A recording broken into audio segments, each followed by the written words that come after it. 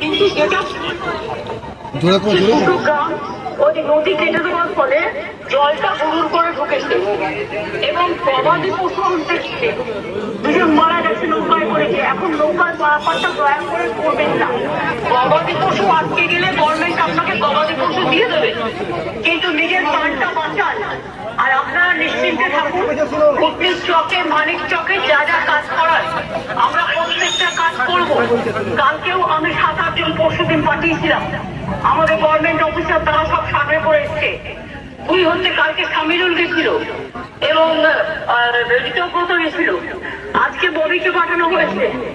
আর আমি আব্দুর রহমানের সাথে কথা বলেছি, সাবিত্রী মিত্রও আছে ওখানে। সবাই মিলে যতটা পারবো আপনাদের সাহায্য করবো।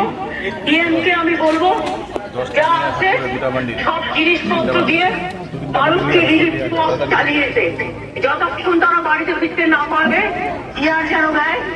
এবং আমি কালকে ডিএমদের সাথে একটা মিটিং নেবো, বাদ বাকিটা আমি করবো। আমি জানি আপনাদের কষ্ট হচ্ছে, কুটনির চকটা এমনই একটা জায়গায় যে প্রতি বছর এই কষ্টটা হয়। ব্রিজটা ভেঙে যাওয়াতে আরো কষ্ট হচ্ছে, ব্রিজ আমরা তৈরি করে দেবো, এটা আপনারা ভরসা আসতে পারেন। আমাদের কাজ শুরু হয়ে গিয়েছিল, কিন্তু যেহেতু বর্ষার জন্য কাজটা আমরা করতে পারিনি। আর যারা মারা গেছেন তাদের পরিবারকে 2 লাখ টাকা করে সাহায্যও দেওয়া হবে। ববিকে পাঠিয়েছি, বাদ বাকি কিছু বলার থাকলে ওকে বলে দিন, আমি শুনে নেবো। আর ডিএমও আছে, ডিএমকেও আমি বলবো ডিএমএসপি কে মানুষ যেটা বলছে সেটা শুনে নিচ্ছে।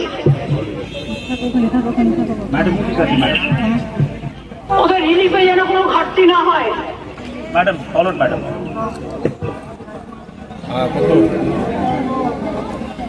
তাড়াতাড়ি নিয়ে আয়। কথা বললেন রয়েছে, হ্যাঁ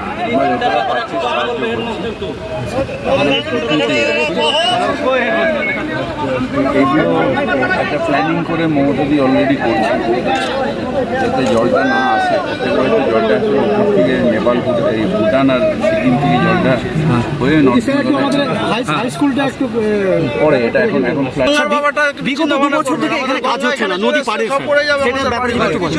নিজে এক্ষুনি তো মাইকে বললাম স্কুলটাও অল্প দূরে আছে আমাদের স্যার।